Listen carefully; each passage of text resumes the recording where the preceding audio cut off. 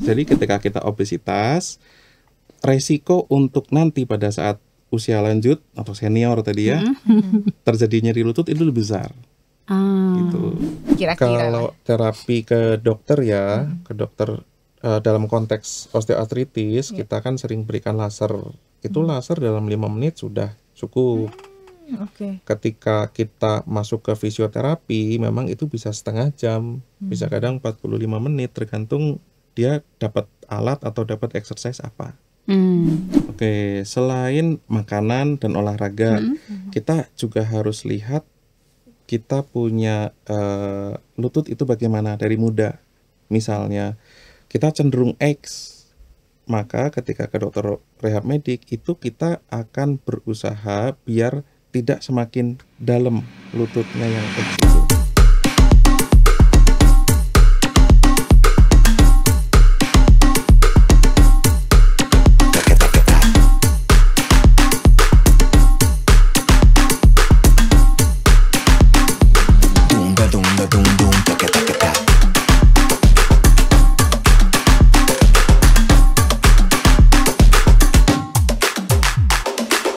Untung ada Dokter Krisna datang ke sini, Dokter Krisna dari Rumah Sakit Cahya Kaluyan, spesialis KFR. Nah lo apa? Taunya spesialis objin, ya kan? Kemarin spesialis okupansi, betul. Sekarang spesialis KFR. Aku taunya KF not gitu. Makanan itu. KP not. Dokter Krisna, Ya. KFR tuh panjangan dari apa nih? KFR itu kepanjangan dari Kedokteran Fisik dan Rehabilitasi Medik. Kedokteran Fisik dan Rehabilitasi Medik. Ya. Yang mengurusi apa? Nah, ini KFR itu kita kalau secara umum ya, kita itu mengobati pasien dengan bermacam-macam modalitas. Jadi kalau dokter pada umumnya itu mengobati dengan obat, kita mengobati pasien dengan banyak macam-macam terapi fisik. Contoh, ada laser, kemudian ada terapi panas, ada terapi dingin, ada terapi listrik.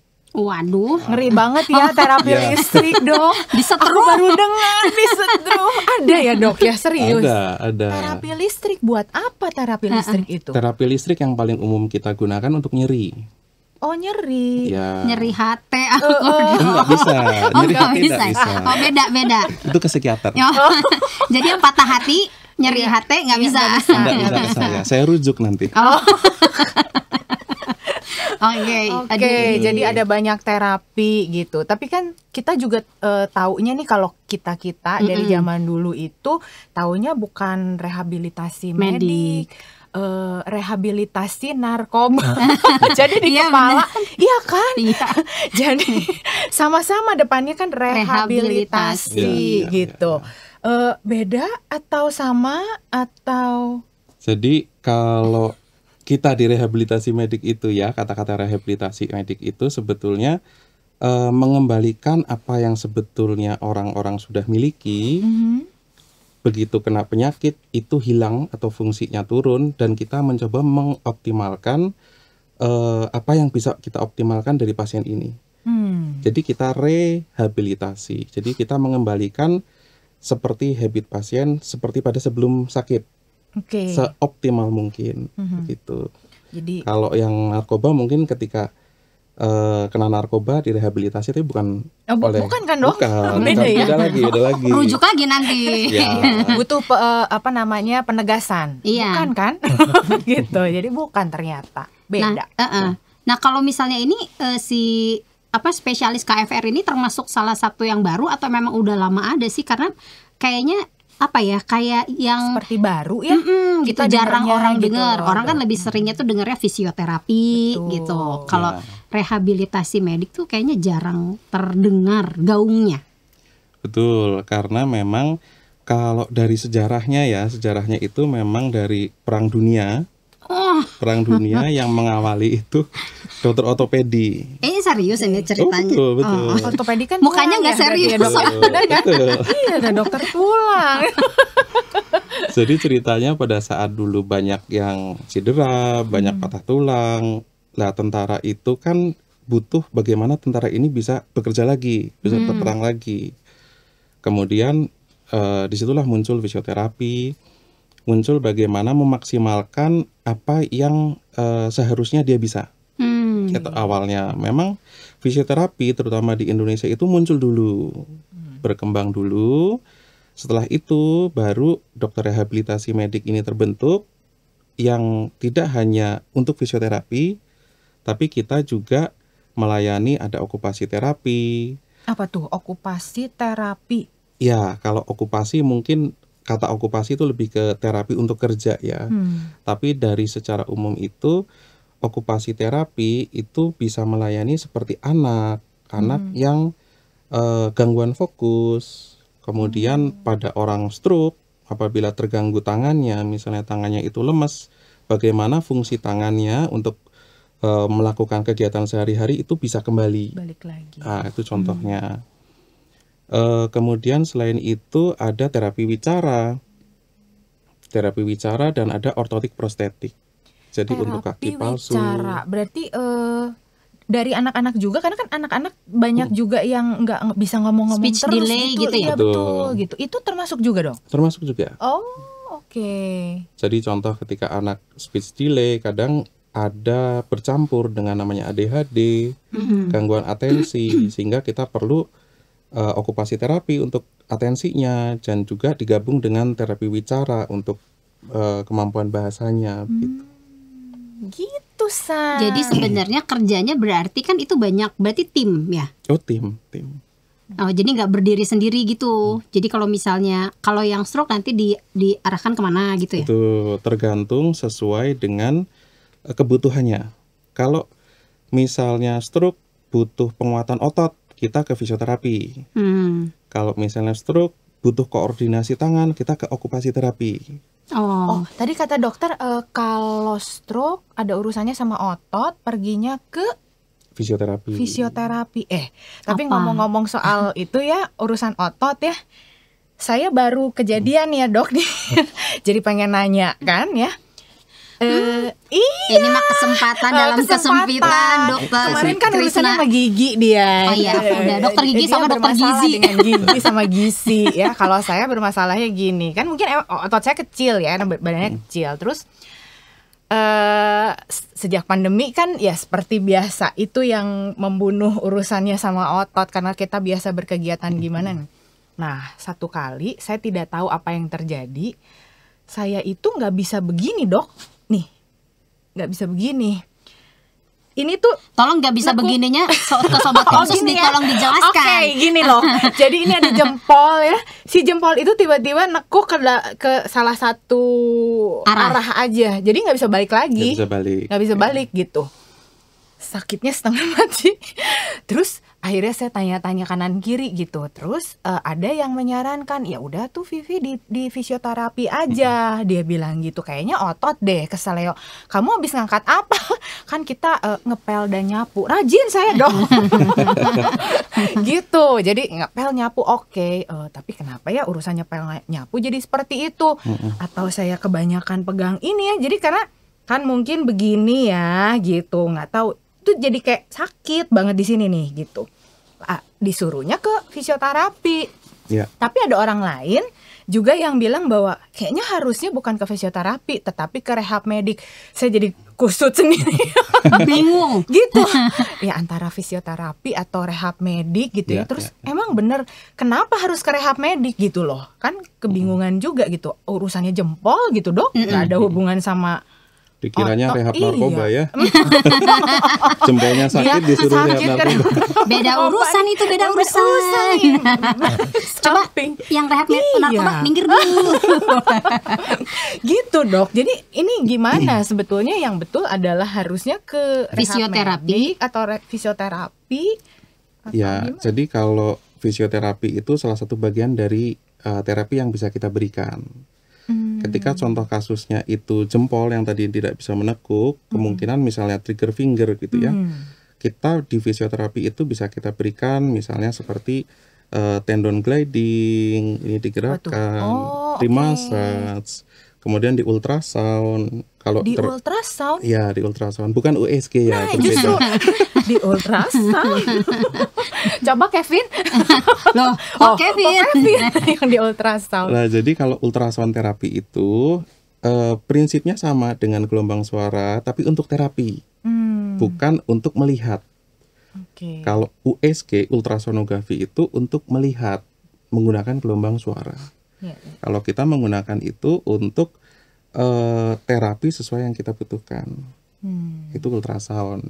Ya memang jadi agak mirip-mirip ya. Iya, agak mirip. Tapi berarti betul ya dok, harusnya pergi ke dokter rehabilitasi medik untuk memeriksakan itu. Gitu. Berarti nanti dari sana dirujuk gitu? Ya, apakah perlu fisioterapi atau perlu kita treatment sendiri, itu tergantung sesuai kebutuhan.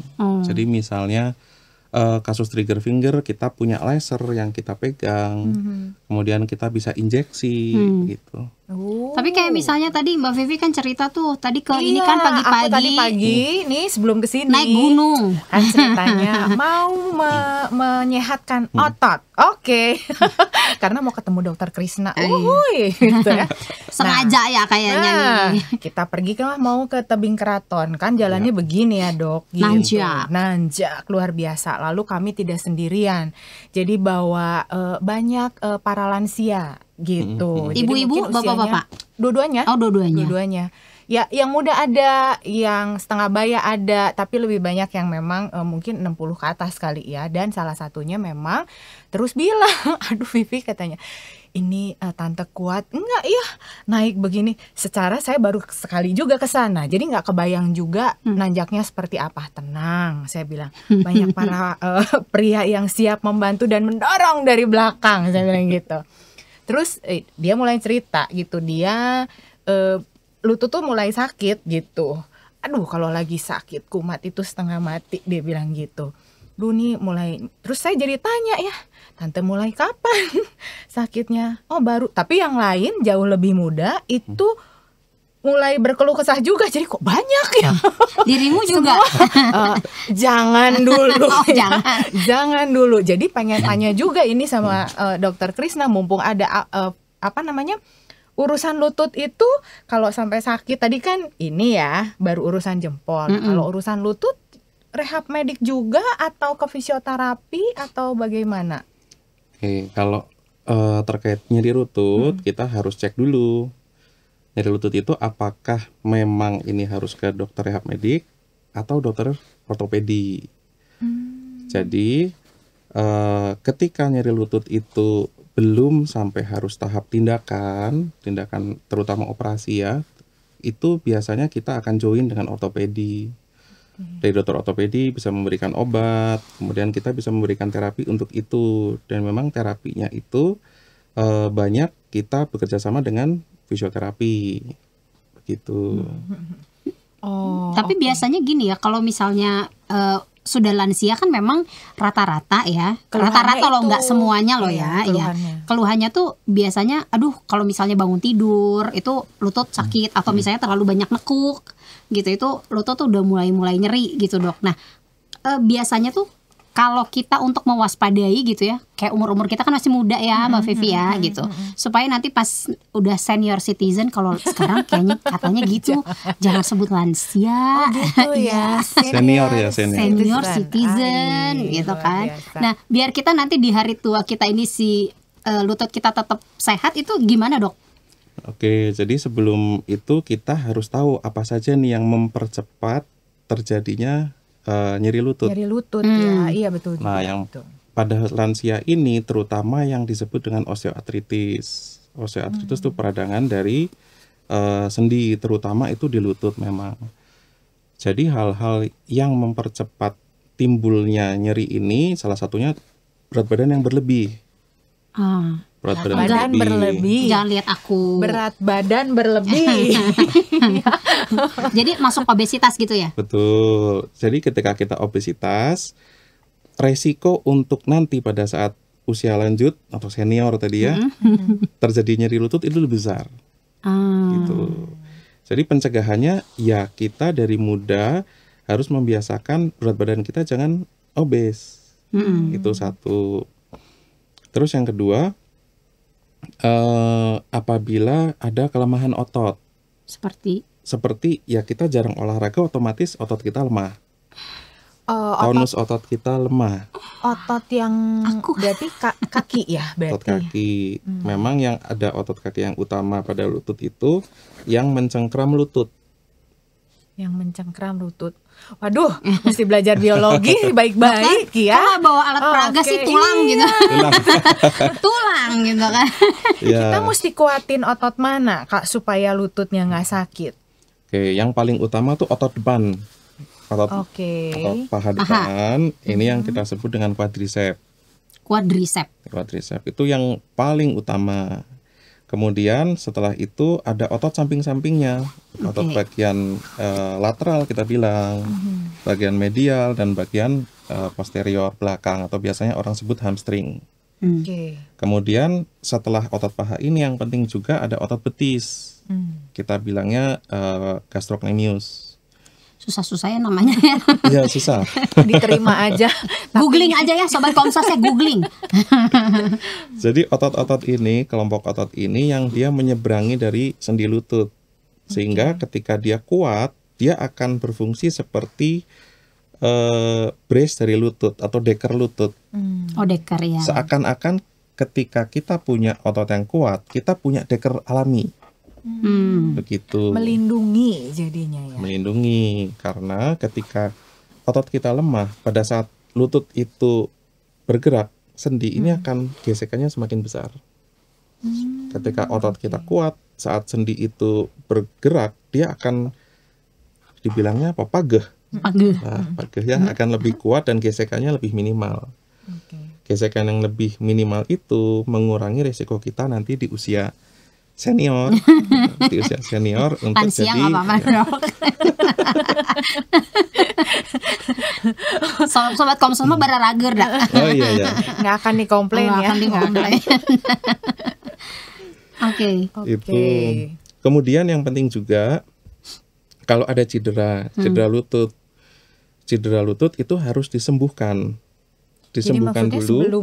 Sebelum terjadinya sakit lutut itu sebelumnya sudah pernah ada cedera lutut gitu dok? Ya, jadi seringkali orang yang dengan cedera, tidak hanya lutut ya, di sendi-sendi macam-macam, terutama kalau kita bilang lutut, kalau belum sembuh betul jangan untuk aktivitas yang berat. Karena begitu kita menyepelekan itu, sendi misalnya ligamen itu lemah, akhirnya goyangan lutut banyak. Ya sekarang mungkin nggak kerasa, masih muda. Setelah nanti usia 50, 60, 70, ternyata penambahan parah ini semakin cepat. Kalau misalnya ngomongin cedera yang tadi dokter bilang ya cedera harus disembuhkan atau sakit lutut gitu ya, sebenarnya tuh contoh sakit lutut tuh apa aja sih dok? Maksudnya kita bisa aware gitu? Atau cuma nyut-nyutan itu harus kita udah waspada gitu. Aduh lutut saya nih, jangan-jangan nanti overthinking kan jadinya psikiater. Jadi double dong ya. Rehab medik psikiater gitu.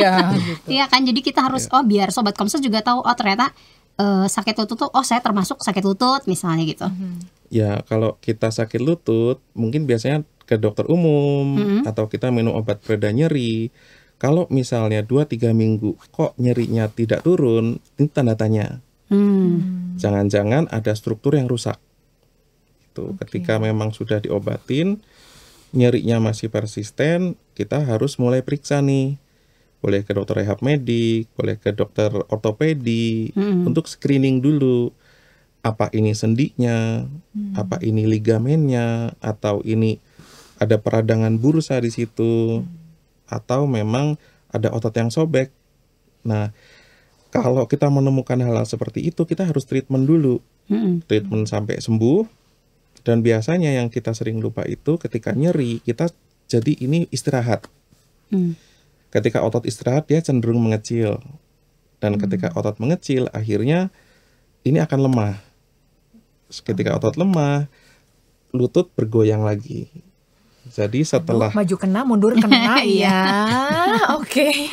Tadi katanya disuruh ini istirahat gitu ya. Tapi istirahat banget juga nanti dia jadi kecil juga jadi si ototnya. Betul. Ya. Oleh itu kita ketika sudah nyeri hilang, kita mulai penguatan otot.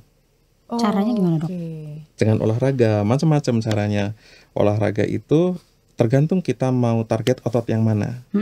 Contoh otot lutut depan, dengan kita mengangkat kaki ke depan, ini mengkontraksikan otot paha depan. Gini aja nggak bisa gitu maksudnya? Bisa. Nggak harus pakai alat beban gitu, nggak usah? Iya, dengan beban yang diberikan ke otot itu lebih besar. Prinsipnya ketika kita berikan beban yang lebih besar, maka kan otot ini akan bertumbuh. Begitu. Nanti kita sesuaikan beban seperti apa yang seharusnya kita berikan.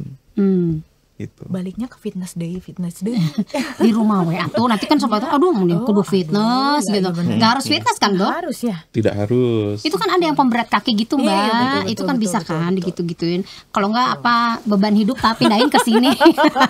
jangan saya nggak mau menanggung beban hidup meskipun di kaki. Misi ada buat olahraga nanti dibuang gitu. Buang ya. Bebannya orang lain juga. Ada yang mau ini buat olahraga lutut ya. Kita membantu orang lain ya. Iya kan, jadi meringankan lutut kita sehat gitu. Tapi ngomongin yang tadi nih para lansia gitu ya dokter ya, sebenarnya tuh apa sih yang menyebabkan nyeri lutut pada lansia gitu? Rata-rata kebanyakan itu kalau sudah 40, 50, 60 itu yang kita sebut dengan osteoartritis. Oh yang tadi ya. Iya. Itu banyak. Ada literatur yang bilang sampai 50% sebetulnya di atas 50 tahun itu sudah osteoartritis semua. Ada yang bilang begitu, tapi kan tergantung grade-nya ya. Ketika grade kecil, mungkin nyerinya baru sedikit, nanti masuk ke grade 2, grade 3, baru nyerinya terus-terusan, grade 4 semakin parah, begitu. Supaya nggak begitu, ada makanan tertentu barangkali, Dok? Iya. Kalau tadi kan olahraga nih udah, misalnya oke. Apakah dari makanan juga ada? Karena kan biasanya suka ada, ayo minum vitamin apa gitu. Atau misalnya minum kalsium. Iya. Nah, gitu Dok. Apa minyak susu ikan, biasanya susu, gitu. Atau apalah gitu. Ya, kalau terkait osteoartritis, karena di situ ada peradangan, kita harus menghindari makanan-makanan yang menyebabkan radang. Seperti ya gorengan. Enak loh itu. Susah ya. Iya. Yang pertama disebutin yang susah nih. Bala-bala, gehu, pisang goreng, udah. Padahal tadi habis lari jalan bala-bala udah. Jadi kalau olahraga harus dipastikan dulu kita mau olahraga atau mau makan sebetulnya. Nah itu dia sih. Kan habis olahraga lapar Dok, terus makan. Oke, gorengan. Terus gula. Gula. Gula yang berlebih juga itu akan menyebabkan peradangan. Tapi bukan berarti harus tidak sama sekali gula. Atau lebih baik tidak sama sekali ada gula masuk gitu? Kalau bisa tidak konsumsi gula, lebih bagus. Oke. Karena sebetulnya ketika kita makan, mau nasi, mau buah, mau sayur, itu juga ada kandungan gula. Kita berarti tidak perlu menambahkan dari luar. Kalau mau sehat irit berarti ya. Iya. Kayak gorengan, gula. Lalu apa lagi? Gorengan, langsung gula, aja. Terus senang disobat komisat asik. Kok cuma begitu ya? Kemudian tepung-tepungan. Wah, mie baso nggak boleh. Kuahnya aja. Nggak boleh beli roti, nggak boleh. Tapi yang gandum boleh kan? Lebih baik ketika kita mengurangi proses food ya. Kalau roti, kemudian mie itu sudah kita proses begitu banyaknya, jadi itu jadi nggak boleh. Sebaiknya dikurangi. Oh my god, padahal setiap kali ke toko yang di sana, yang di mana? Nggak boleh disebutin ya. Nggak boleh kecuali sponsor masuk lah. Gitu, nggak boleh ya. Tepung-tepungan, waduh berat nih. Jadi apa yang kita makan? Sayur buah. Prinsipnya sealami mungkin. Jadi real food. Ya, real food. Kalau misalnya nih ada kan kadang-kadang bikin sayur enaknya tuh dioseng gitu kan, pakai minyak dikit lah gitu. masih oke. Wah, udah mukanya udah gitu deh. Salah nih nanya. Udah tahu gorengan kan nggak boleh tadi. Ini nawar ya. Kalau gorengan minyaknya banyak. Kan gitu. Sedikit dok, sedikit. Cuman biasanya 5 sendok. Mewakili sobat konsumsi. Minyak ini cuman 2 sendok makan. gitu. 2 sendok sayur. Barangkali boleh, barangkali. Ganti olive oil gitu kan. Ya, prinsipnya begitu digoreng maka itu makanannya menjadi sumber inflamasi. Jadi kalau kita bilang sebaiknya jangan, tapi kembali lagi kalau bandel, kalau bandel ya konsekuensinya ada sendiri. Kalau sudah terlanjur sakit terus makanannya tetap seperti itu, efeknya jadi gimana? Sulit untuk sembuh kembali atau bagaimana dok? Untuk reda nyerinya lebih lama. Oh, reda nyerinya jadi lebih lama. Karena untuk pasien-pasien yang dengan nyeri lutut, osteoartritis, pasti kita sarankan untuk modifikasi gaya hidup, ya makanan, ya olahraga, ya tidur juga, karena tidurnya, ketika tidurnya harus baik.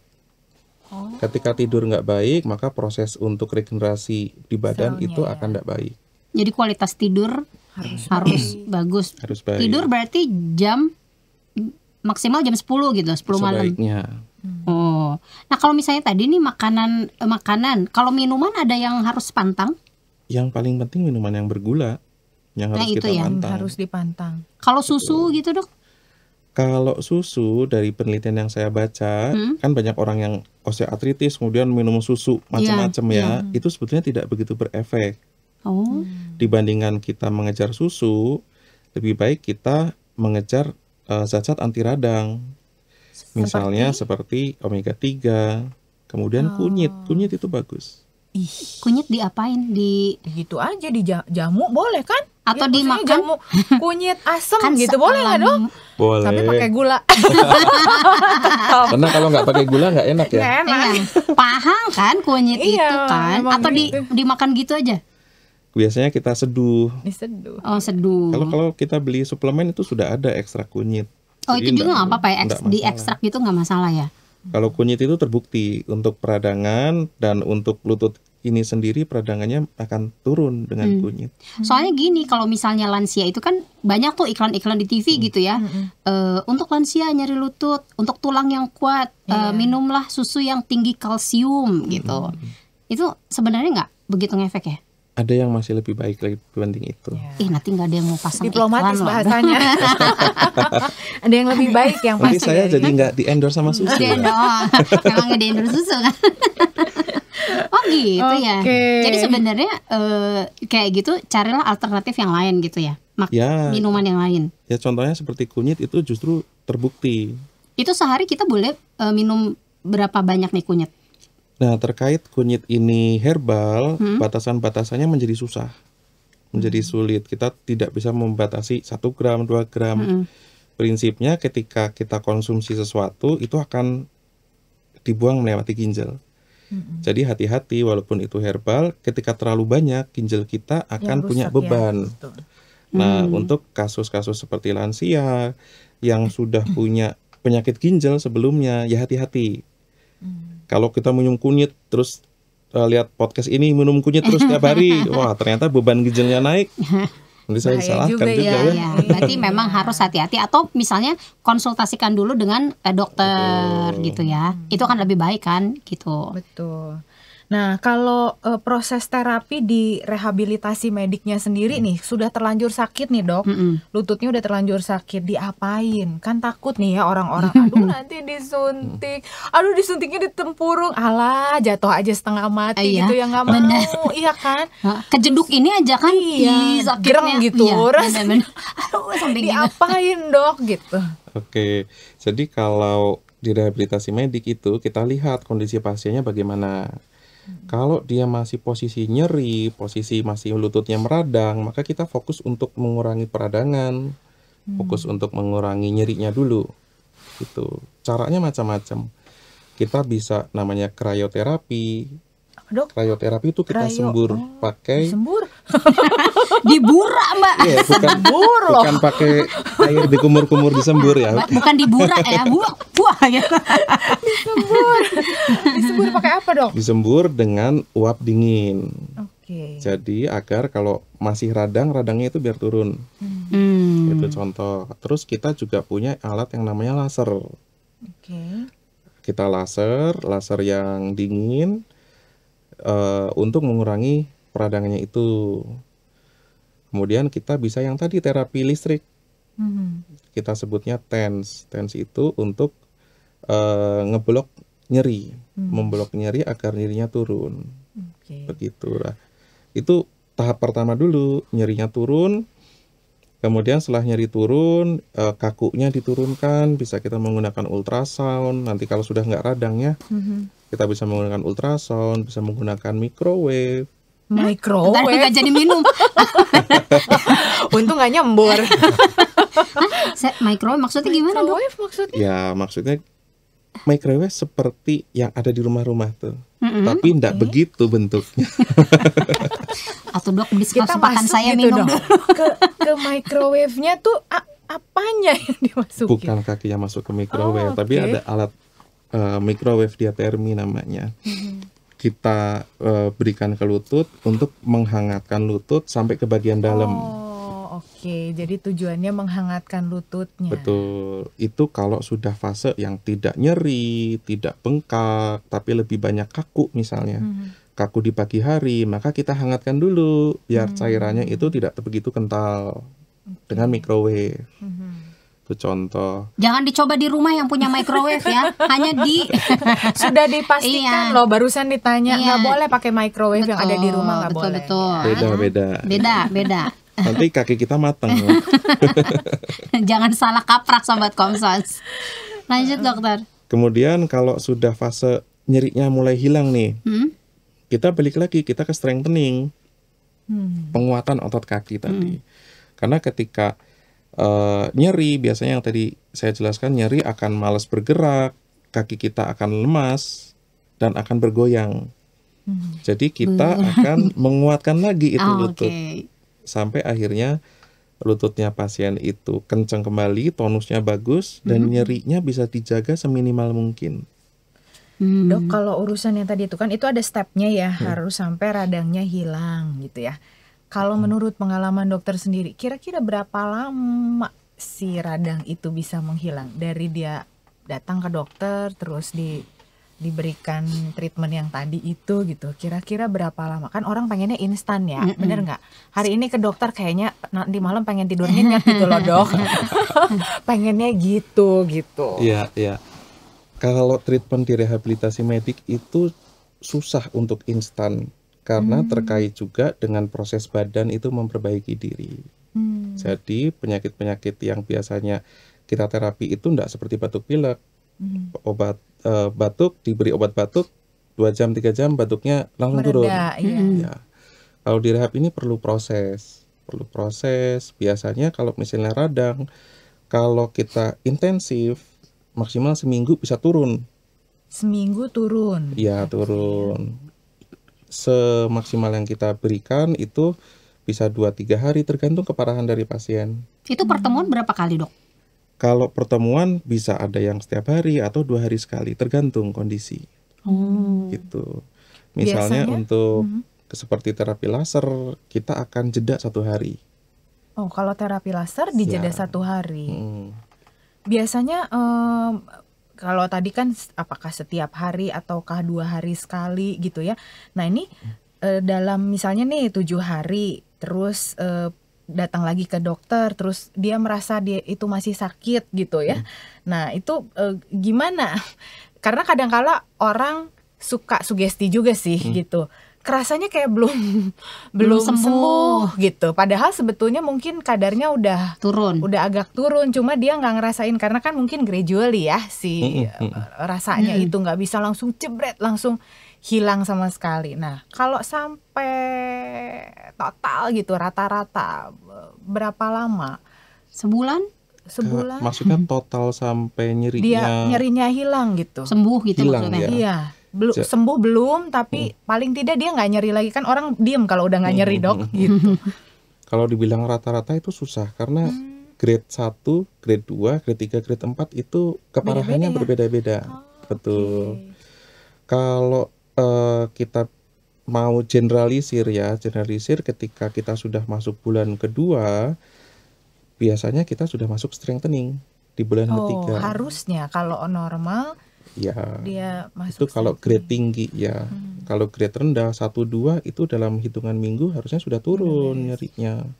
Oke. Itu kalau misalnya kebayangnya grade 1 udah sakit gitu sampai yang paling tinggi itu memang grade 4. Grade 4. Nah, itu taunya kita ngukur grade 1, grade 2. Ke Dokter Krisna sekarang di rumah sakit saya kalau ya. Gimana? Atau apa namanya? Apa dari diukurnya gitu ya? Diukurnya karena kan apakah misalnya ini biasanya kan ditanya tuh berapa lama udah sakit gini, ataukah kalau kelamaan nggak datang ke dokter terus jadi langsung 4 gitu grade-nya misal gitu. Gimana tuh? Jadi untuk menentukan ini grade 1 atau grade 4 kita harus ronsen. Oh, di ronsen. Ya, kita harus ronsen, idealnya ronsen posisi berdiri. Karena kita melihat bagaimana lutut itu ketika diberi beban. Apakah celah sendinya masih lebar atau sudah sendinya habis dan tulang ketemu tulang. Oh, yang bagus tuh kalau sendinya lebar ya? Masih lebar. Jadi kalau kita ronsen itu ada bagian yang putih dan ada hitam di sela-selanya. Hitam sela-sela itu sebetulnya ada tulang rawan, celah sendi itu. Jadi ketika grade 1 penyempitannya tuh masih minimal.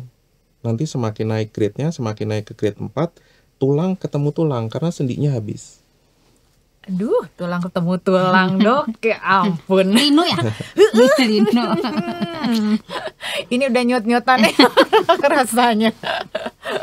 Oke. Berarti tahunya itu di ronsen, harus di ronsen gitu. Baru ketahuan sih grade 1, 2, 3, 4-nya itu.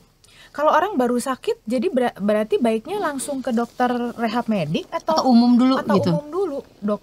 Ya paling mudah ke dokter umum dulu. Nanti dari dokter umum akan di screening, dikasih obat dulu, penanganan pertama, kemudian di screening apakah memang ini perlu tindakan spesialis atau enggak.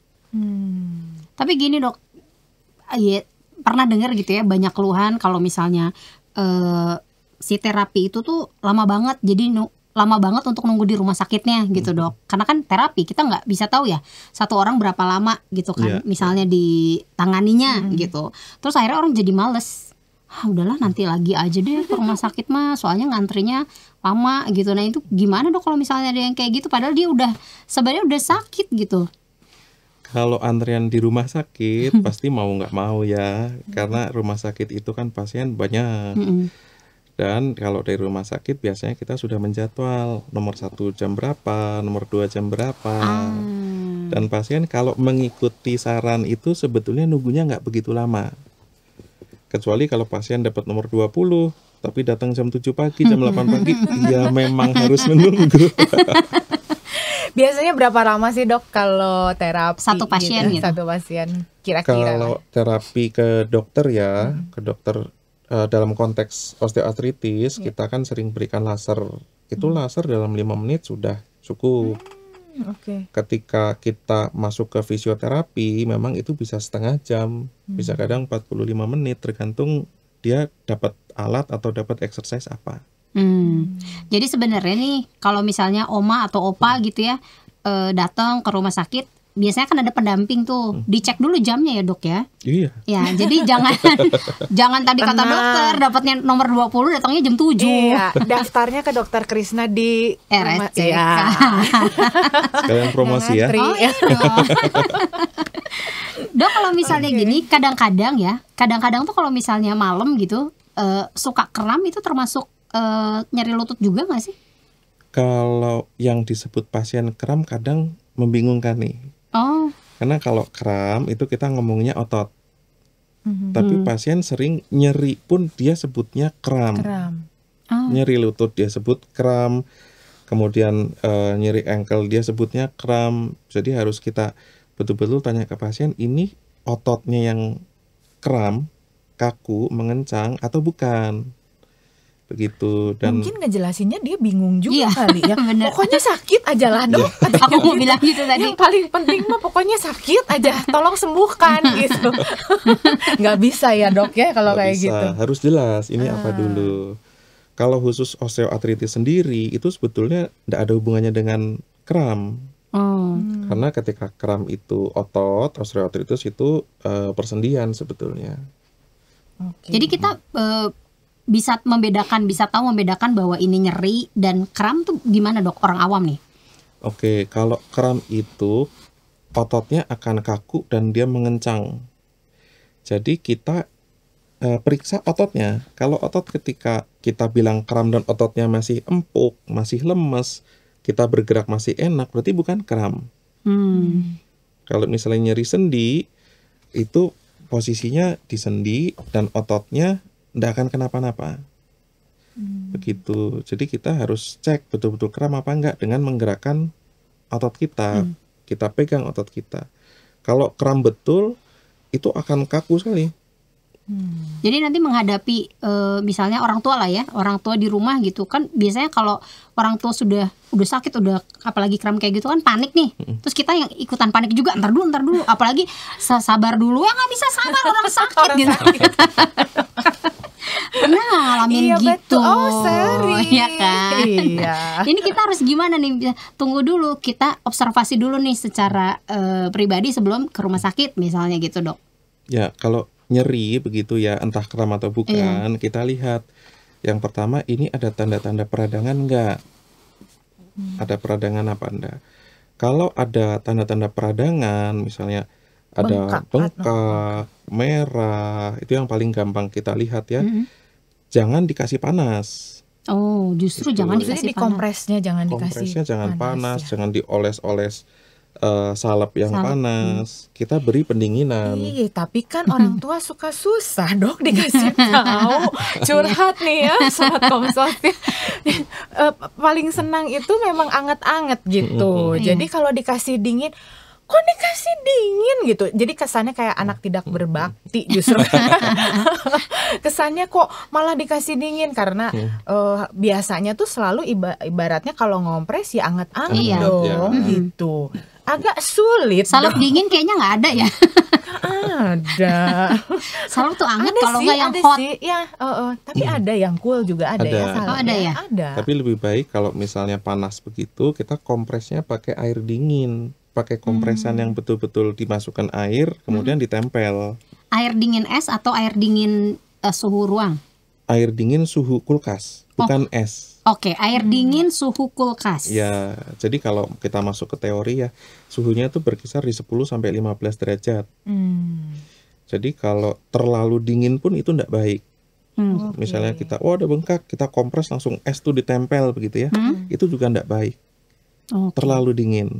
Jadi kita berikannya kira-kira sedingin air yang keluar dari kulkas. Itu. Sehari berapa kali kira-kira dok kompres seperti itu? Kalau kompres seperti itu mau 3 kali bisa. Tergantung dengan kondisinya. Jadi kalau misalnya dia lagi nonton TV, sambil nonton TV terus dikompresin aja gitu nggak apa-apa kan ya? Ya, tapi jangan 1 jam dikompres terus. Nanti jadinya flu. Jangan juga gigil. Beda lansia loh, senior citizen. Pergi ke dokter. Beda dokter, beda dokter spesialis nanti. Sambil nonton TV lupa ya kompresnya sejam. Iya. Tahu-tahu kakinya sudah nyeri. Malah. Jadi cukup berapa lama? 10 menit maksimal 15 menit itu sudah cukup. Untuk kompres dingin. Jadi buat oma opa ya, ini mah kata dokter Krisna, ya jangan pakai air panas, air jangan pakai air anget kalau kompres pada saat radang sedang terjadi. Justru kompresnya kompres dingin gitu ya dok ya. Air dinginnya air dingin kulkas bukan es. Itu dia. Masukin ke botol atau alat yang buat kompres anget gitu. Iya, betul. Kalau andai kata misalnya udah lumayan, udah enakan, udah radangnya udah turun, bengkaknya udah nggak bengkak nih ceritanya. Lalu apakah dia boleh langsung berkegiatan kembali dengan serta-merta, atau kami yang di sekelilingnya ini yang harus mengingatkan kan? Jadi harus diberitahu juga nih, ini gimana nih kegiatan? Misalnya nih dia happy jalan pagi misalnya gitu. apakah dia langsung boleh jalan pagi lagi gitu? Jadi harus bertanya dulu sama ahlinya ya. Jadi harus konsul dulu ke rumah sakit kalau gitu ya sama dokter Krisna ya. Jam berapa dok? Jam berapa dok? Jam 8 sampai jam 1 siang. Tuh. Hari apa dok? Senin sampai Sabtu. Full loh ya 1 minggu loh. Karena enggak semua kasus itu kita bisa samaratakan gitu. Ada yang memang oke, ini aktivitas langsung bisa. Ada yang kita harus sembuhkan dulu. Berarti kalau disembuhkan dulu, ya dia nggak boleh terlalu banyak jalan dulu gitu ya? Atau tergantung. Gimana? Ada yang tidak boleh jalan dulu, ada yang harus kita imobilisasi. Dalam artian harus kita pakai brace yang kenceng untuk diem. Oh gitu. Jadi jangan salah penanganan. Ya. Jangan self diagnose ya. Jadi lebih baik konsul. Iya, kalau tadi pakai brace dulu biar dia kencang itu kenapa? Karena dia takut gesek terus si tulang antar tulangnya atau bagaimana? Yang imobilisasi itu, misalnya ini kita menemukan ada ankle radang, gitu ya, ankle radang. Ketika periksa ke dokter, ketika kita sudah USG juga, ternyata ada sobek nih ligamen, ada sobek ligamen atau sobek otot. Kita imobilisasi dulu, jangan ada sobekan di otot, kita langsung jalan. Nanti radangnya tambah parah, sobekannya tambah luas gitu. Saya jadi ingat, ini banyak cerita-cerita di sekitar itu yang pada sakit ya. Kenapa? Cerita apa lagi? Teman saya ada yang profesinya sama, MC juga. Terus kemudian karena anak-anak, nge-MC-in anak-anak, dia tuh loncat dok. Tapi mungkin umur naik, dia lupa bahwa umurnya naik ya. Dia loncat dan katanya dia bilang itu sakitnya sampai nggak bisa berdiri lagi. Pakai hak tinggi? Cowok. Oh cowok. Cowok. Jadi pakai sepatu kets karena sambil lari-lari di kebun gitu. Tapi abis dia begitu napaknya entah bagaimana. Lalu katanya langsung blek gitu, kayak nggak ada penyangganya sama sekali. Katanya ada yang putus. Waduh. Iya, ada yang putus. Nah, terus saya jadi tanya, ini berapa lama putus? Apanya yang putus ya? Kayaknya otot atau ligamen itu tadi kali ya yang. Ya, kalau ini lutut ya kasusnya. Oh, ini lutut atau ankle? Kayaknya ankle kayaknya. Oh, ankle. Kalau ankle itu biasanya kita sebut putus ya ligamen paling banyak. Ligamen, kemudian di belakang itu ada tendon Achilles. Tendon Achilles itu bisa putus, dan begitu putus ya ketika berkontraksi, misalnya gastrocnemiusnya berkontraksi, maka nggak ada yang ditarik. Maksudnya apa yang nggak ada ya? Kakinya gitu ya? Jadi wajahnya jatuh ya. Ngeri banget. Saya jadi ngebayangin. Ada kamera di sini. Aduh, kamera itu luar biasa. Ini ceritanya ngeri banget deh. Oke. Jadi kalau misalnya kita ankle ya, ada gastrocnemius tuh, orang jinjit mau lompat. Ketika mau lompat kan kita jinjit dulu. Ketika mendarat juga dari jinjit mau menapak, itu pakai otot gastrocnemius. Dan ketika itu putus, ya seperti tali yang sudah putus, nggak bisa narik lagi kita punya ankle. Tapi itu bisa disembuhkan? Kalau memang putus harus operasi. Iya. Kondisinya gimana? Jadi saya sempat dikasih lihat itu fotonya. Dia bilang, jadi waktu dibuka itu kayak putih gitu. Jadi kayak cuma ada tulang doang gitu. Terus, itu tulang? Jadi kita semua begitu. Itu tuh, iya tulang. Terus, nah itu tuh karena nggak ada ototnya katanya gitu yang nyambungnya. Nah itu tuh dipetot, disambungin lagi gitu ya dok ya? Iya. Aduh ngeri banget deh. Iya kebayang kan kalau cedera yang di ankle tadi sama cedera lutut gitu. Sebenarnya itu beda penanganan nggak sih dok? Kalau misalnya cedera sama sakit lutut? Ya kembali lagi kita harus diagnosisnya sangat spesifik ya. Oh. Jadi nggak bisa kita bilang kayak orang awam masuk angin gitu ya. Itu kan nggak enak, mau pusing, mau sakit perut semua dibilang masuk angin gitu. Jadi kita juga nggak bisa bilang nyeri lutut penanganannya pasti seperti ini, nggak bisa. Tentunya kita harus diagnosis dulu yang spesifik. Apa ini peradangan atau ini osteoartritis itu, atau ada sobek, atau ada struktur lain. Jadi sebenarnya memang nggak bisa dilihat dengan begini, terus cuman bilang dok ini rasanya begini nggak bisa ya. Oke. Kita harus spesifik.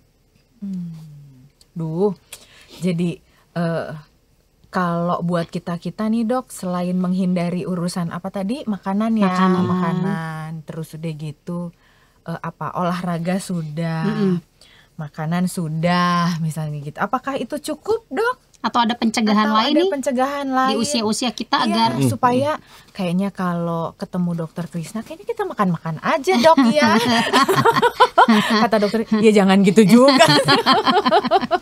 Ada pencegahan lain supaya kita nih yang masih muda-muda ya, sobat Komsos yang masih muda-muda pas nanti jadi lansia gitu, itu tetap sehat gitu si lututnya.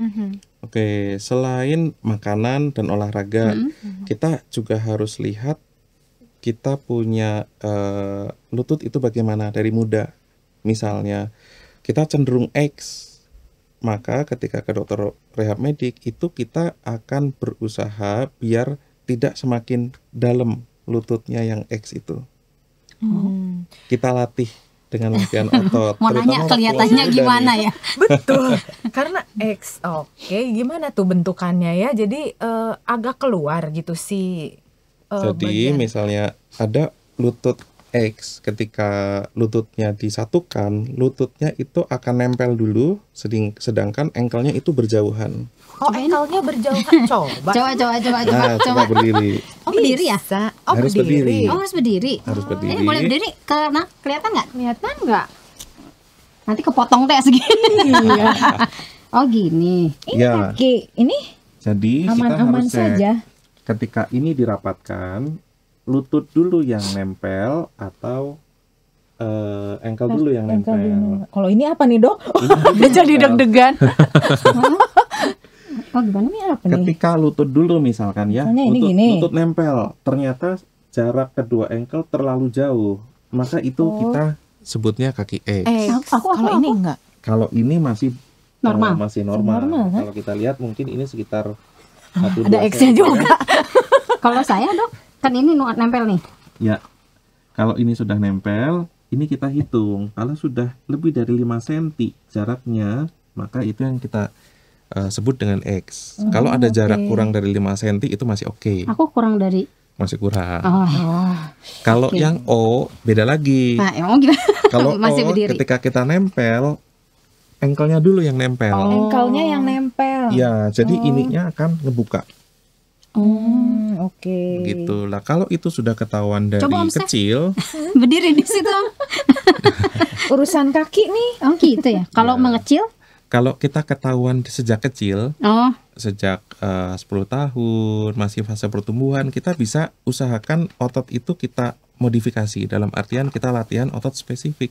Caranya. Asal masih kecil ya? Asal dari masih kecil, masih fase pertumbuhan. Berarti para orang tua nih di rumah, ayo lihat kaki anak-anaknya, lututnya berarti ya. Betul. Berarti yang oke itu berarti yang rapat lurus, semua. yang rapat. Iya, jadi tadi jaraknya tuh enggak sampai kebuka lebih dari 5 cm.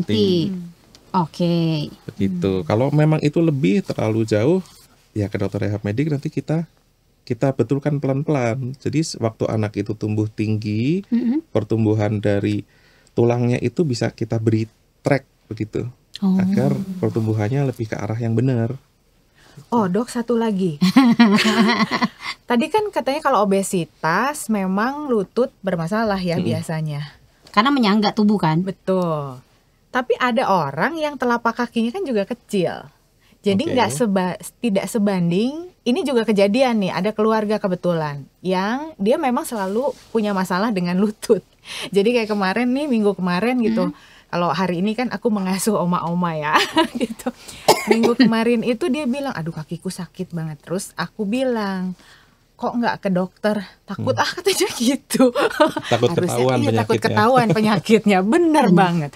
Jadi dia takut banget yang namanya disuruh ke dokter karena dia merasa bahwa begitu sudah ke dokter itu dosa-dosa kelihatan semuanya, terlihat semua katanya gitu. Terkuak.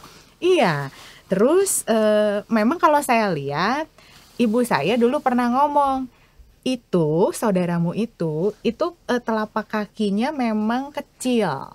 Jadi memang cenderung kayak yang tadi dokter bilang gitu loh, agak O. Jadi dia kalau napak tuh dia begitu gitu.